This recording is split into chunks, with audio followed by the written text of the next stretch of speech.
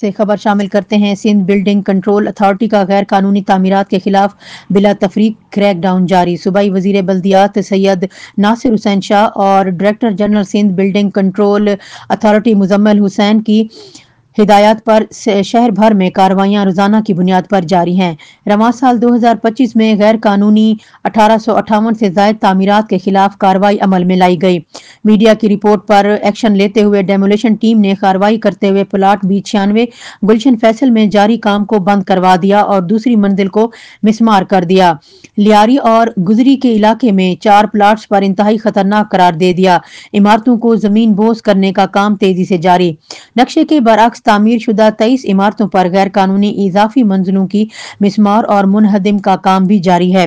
Sindh building control authority demolition department की जानिब से हफ्ता इतवार के रोज भी गैर कानूनी तामीरात मुनहदिम करने का अमल जारी रहा।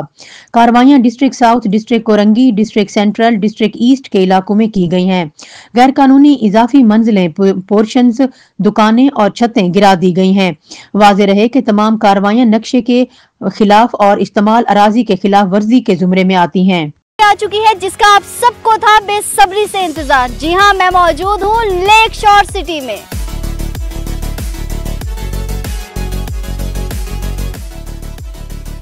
खानपुर डैम के करीब कुदरत के हसीन नजारों में बसने वाला लेक शोर सिटी, ये वो जगह जहां ख्वाब हकीकत बनते हैं।